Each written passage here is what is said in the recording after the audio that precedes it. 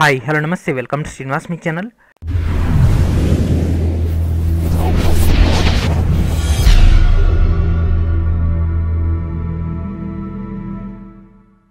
ఈరోజు ఈ వీడియోలో మనం ఇండియన్ హిస్టరీ యొక్క క్లాస్ 19 అని డిస్కస్ చేద్దాం. Let's get into our video. So already మన ప్రీవియస్ క్లాస్లోని ఇండియన్ నేషనల్ మూవ్మెంట్లోని ఇండియన్ నేషనల్ కాంగ్రెస్ అదేవిధంగా మితవాదుల యొక్క డీటెయిల్ డేటాను డిస్కస్ చేసుకున్నాం కదా. ఈరోజు మనం అతివాదుల యొక్క దశ, ఇది 1905 నుంచి 1920 దాకా ఉంటుంది, అంటే 15 ఇయర్స్ ఉంటుంది. తర్వాత మొత్తం కూడా గాంధీ యుగం అనేది స్టార్ట్ అవుతుంది. సో దీంట్లో మనం అతివాద అదేవిధంగా దీని యొక్క కీలకమైనటువంటి పర్సన్స్ యొక్క మెయిన్ డేటాను డిస్కస్ చేద్దాం.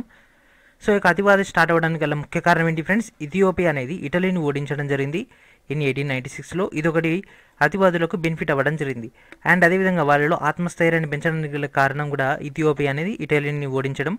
అదేవిధంగా 1899 నుంచి 1902 మధ్యలో దక్షిణాఫ్రికాలో బోయర్స్ యుద్ధం జరిగింది. దీనిలో బోయర్స్ ఆంగ్లేయులను ఓడించడం జరిగింది. సో వాళ్ళే ఓడించంగా మనం ఓడించలేమా అనేటటువంటి పాయింట్ అనేది జనాల్లో రైజ్ అవ్వడం జరిగింది.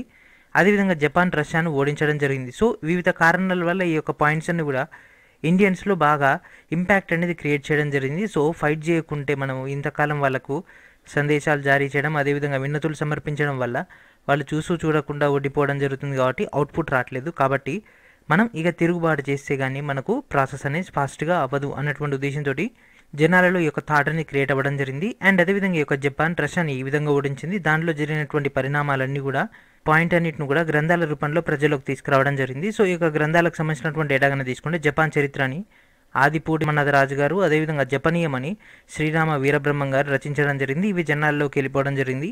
అండ్ అదేవిధంగా ఈ యొక్క అతివాద దశ అన్నాం కదా. ఈ యొక్క అతివాదుల్లో కొన్ని ముఖ్యమైనటువంటి లక్ష్యాలు ఏంటి అంటే స్వరాజ్య సాధన, అదేవిధంగా భారతీయ పరిశ్రమలను కాపాడడం, అదేవిధంగా వీరి యొక్క విధానాలు వచ్చేసి ఊరేగింపులు చేయడం, విదేశీ వస్తువులను బహిష్కరించడం, స్వదేశీ ఉద్యమం సభలు సమావేశాలు నిర్వహించడం, ప్రజలను చైతన్యం చేయడం. ఓకేనా ఫ్రెండ్స్? దీంట్లో మనకు మేజర్గా ముఖ్యమైనటువంటి పర్సన్స్ ఎవరు ఫ్రెండ్స్? అతివాదం అనగానే మనకు ఆటోమేటిక్గా గుర్తుకొచ్చేటటువంటి టాప్ 3 క్యాండిడేట్స్ ఎవరు ఫ్రెండ్స్?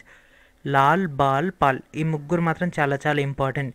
ఓకేనా? లాల్, బాల్, పాల్ ఈ ముగ్గురు కూడా చాలా చాలా ఇంపార్టెంట్. ఇప్పుడు మనం ఫస్ట్ బాల్ గురించి డిస్కస్ చేద్దాం. That is Balagangadhar Tilak.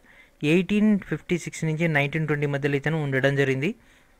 ఇతను 1856లో బ్రాహ్మణ కుటుంబంలో జన్మించడం జరిగింది. 1891లో బ్రిటిష్ వారు ప్రవేశపెట్టినటువంటి బాల్య వివాహ నిషేధ చట్టం వ్యతిరేకించడం జరిగింది. అదేవిధంగా ఇతను రాసినటువంటి గ్రంథాలుగానే తీసుకుంటే ద ఆర్కిటిక్ హోమ్ ఆఫ్ ఆరియన్స్, అదేవిధంగా గీతా రహస్య. ఇతని యొక్క పత్రికలు కేసరి మరాఠీ భాషలో, మరాఠా ఇంగ్లీష్ భాషలో రిలీజ్ చేయడం జరిగింది. అండ్ అదేవిధంగా గణేష్ ఉత్సవాలు అందరికీ తెలిసినాయిగా ఫ్రెండ్స్. ఎవ్రీ ఇయర్ మనం జరుపుకుంటాం కదా గణేష్ ఉత్సవాలు. 1893లో గణేష్ ఉత్సవాలను ప్రారంభించడం జరిగింది. తర్వాత శివాజీ ఉత్సవాలను ప్రారంభించడం జరిగింది. ఈ యొక్క ఉత్సవాల యొక్క ముఖ్య ఉద్దేశం ఏంటిది? బ్రిటిష్ వాళ్ళు సభలు సమావేశాలు పెట్టుకోవడానికి నిరాకరించడం వల్ల గణేష్ ఉత్సవం జరుపుకోవడం జరుగుతుంది. అక్కడ మీటింగ్ పెట్టుకుంటారు. ఏంటంటే ఇది ఒక ఉత్సవం కాబట్టి మేమందరం కూడా ఒకే దగ్గరికి రావడం జరిగింది. అది ఉత్సవం, విగ్రహం ఉంది, అదేవిధంగా పూజలు జరుగుతున్నాయి కాబట్టి బ్రిటిష్ వాళ్ళు కూడా దాన్ని తప్పుపట్టే అవకాశం అనేది లేకపోయింది. కాబట్టి అది ఇప్పటికి కూడా అదొక సాంప్రదాయం లెక్క ఇప్పటికి కూడా అది కంటిన్యూ అవుతూనే ఉంది. అండ్ నెక్స్ట్ 1896లో పూణే వద్ద విదేశీ వస్త్రాలు మొట్టమొదటిసారిగా దహనం చేయడం జరిగింది. అదేవిధంగా ఈ యొక్క బాలగంగాధర్ తిలక్ యొక్క బిరుదులు ఏంటి ఫ్రెండ్స్? లోకమాన్య, భారత అశాంతి జనకుడు, మకుటం లేని మహారాజు, దేశభక్తుల్లో రాజు. సో ఈ విధంగా మనకు కొన్ని బిరుదులు. సో లాలా లజపతి రాయ్ గురించి, బాలగంగాధర్ తిలక్ గురించి, అదేవిధంగా మరికొంతమంది పర్సన్స్ ఉన్నారు కదా, వాళ్ళ యొక్క బిరుదులు అనేవి ఎక్కువగా అడుగుతున్నారు. అండ్ ఈ యొక్క బాలగంగాధర్ తిలక్ 1897లో అదేవిధంగా 1908లో జైలు శిక్ష అనుభవించడం జరిగింది. సో ఉన్నటువంటి 15 సంవత్సరాలు మనకున్నాయి 1905 కాంచి 1920 దాకా అతివాదుల యొక్క ప్రభావం ఉంది. ఆ యొక్క టైంలోనే ఇతను ఈ యొక్క శిక్షను అనుభవించడం జరిగింది. అండ్ నెక్స్ట్ ఇతని యొక్క నినాదాలు స్వరాజ్యం జన్మ హక్కు అన్నది ఎవరు ఫ్రెండ్స్? బాలగంగాధర్ తిలక్. ఇది మాత్రం ఎస్ఎస్సి, ఈపీపీఎస్సి, టీఎస్పీఎస్సి, రైల్వే మేజర్గా ఈ యొక్క 4 రిక్రూట్మెంట్స్లో మాత్రం ఎక్కువ సార్లు అయితే రావడం జరిగింది. స్వరాజ్యం నా జన్మ హక్కు అన్నది ఎవరు? బాలగంగాధర్ తిలక్. అదేవిధంగా బిచ్చమెత్తుట కాదు శివమెత్తాలి అన్నటువంటి వర్డ్ని ఇచ్చింది ఎవరు ఫ్రెండ్స్? బాలగంగాధర్ తిలక్. అదేవిధంగా కప్పవల్ల బెకబెకలాడేటటువంటి సమావేశాలుగా ఏర్పాటు చేసినటువంటి పర్సన్స్ ఎవరు ఫ్రెండ్స్? మితవాదులను విమర్శించింది బాలగంగాధర్ తిలక్.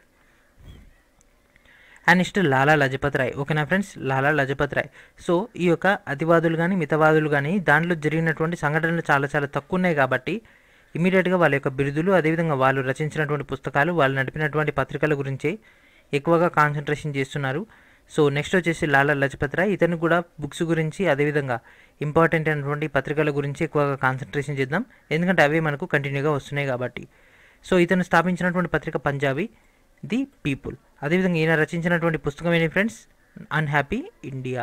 అదేవిధంగా ఇతన్ని పంజాబ్ కేసరిగా పేరుగాంచడం జరిగింది. బెంగాల్ విభజన వ్యతిరేక ఉద్యమంలో ఇతను పాల్గొన్నందుకు ఇతనికి దేశ బహిష్కరణ శిక్షను 1907లో వేయడం జరిగింది. మోస్ట్ ఇంపార్టెంట్ వన్, దేశ బహిష్కరణ శిక్షను అధికారికంగా ఎవరికి వేయడం జరిగింది, మన యొక్క ఇండియన్ నేషనల్ మూమెంట్లో అంటే లజపత్ రాయ్కి. అదేవిధంగా 1914లో ఇండియన్ హోమ్ రూల్ లీగ్ని స్థాపించడం జరిగింది. అండ్ నెక్స్ట్ ఆర్య సమాజ్లో కాలేజీ వర్గానికి చెందినటువంటి క్యాండిడేట్ ఎవరు ఫ్రెండ్స్, ఈ యొక్క లాలా లజపత్ రాయ్. అదేవిధంగా ఏఐటియుసి యొక్క మొట్టమొదటి అధ్యక్షుడు ఎవరు ఫ్రెండ్స్, లాలా లజపత్ రాయ్. దీన్ని ఎవరు ఫ్రెండ్స్ స్థాపించింది, ఎంఎన్ జోషి 1920లో. అదేవిధంగా సైమన్ గోబ్యాక్ తెలిసిందేగా ఫ్రెండ్స్, సైమన్ గోబ్యాక్ సంబంధించినటువంటి డేటాలో భాగంగా 1928లో ఆందోళనలో పాల్గొంటూ ఆ యొక్క లాఠీ చార్జీలో మరణించడం జరిగింది. ఓకేనా ఫ్రెండ్స్, లాఠీ చార్జీలో గాయపడి మరణించడం జరిగింది లాలా లజపత్ రాయ్. సో ఎగ్జామ్లో ఏమని అడుగుతారంటే ఇట్లా, ఇది ఏపీఎస్సీ దాంట్లో వచ్చింది. ఇది అన్హ్యాపీ ఇండియా గ్రంథ రచయిత ఎవరు, దాదాపు నవరోజు, లాలా లజపత్ రాయ్, సురేంద్రనాథ్, బాలగంగాధర తిలక్. ఈ విధంగా మనకి ఎక్కువగా రిపీట్ చేస్తున్నారు కాబట్టి నేను డైరెక్ట్ ఇంపార్టెంట్ అయినటువంటి పాయింట్స్ ఇచ్చేస్తున్నాను. And next Bipin Chanderpaul. ఓకేనా ఫ్రెండ్స్, బిపిన్ చంద్రపాల్. సో ఈ యొక్క బిపిన్ చంద్రపాల్ కనుక తీసుకుంటే 1858 నుంచి 1932 దాకా ఇతను జీవించడం జరిగింది. అదేవిధంగా ఇతను దేశభక్తిని ప్రేరేపించేటటువంటి ఉపన్యాసాలు చేయడంలో దిట్ట, అంటే ఇతను మంచి వక్తగా పేరుగాంచడం జరిగింది. The father of Indian revolutionary thought అని ఇతన్ని పిలవడం జరుగుతుంది. వందే మాతర ఉద్యమంలో ఇతను దక్షిణ భారతదేశంలో విస్తృతంగా పర్యటించడం జరిగింది. ఇతని యొక్క బిరుదులు బెంగాల్ డాంటన్, అదేవిధంగా బెంగాలీ విప్లవానికి పిత, అదేవిధంగా దేశ్ నాయక్ అని ఇతన్ని పిలవడం జరుగుతుంది. వందే మాతరం పత్రికను ఎవరు ఫ్రెండ్స్ స్థాపించింది, బిపిన్ చంద్రపాల్. దీని యొక్క సంపాదకుడు అరవింద్ ఘోష్. అదేవిధంగా వందే మాతర ఉద్యమాన్ని ఆంధ్రలో వ్యాపింపజేయడానికి ఇతను ఎక్కువగా పర్యటించడం జరిగింది.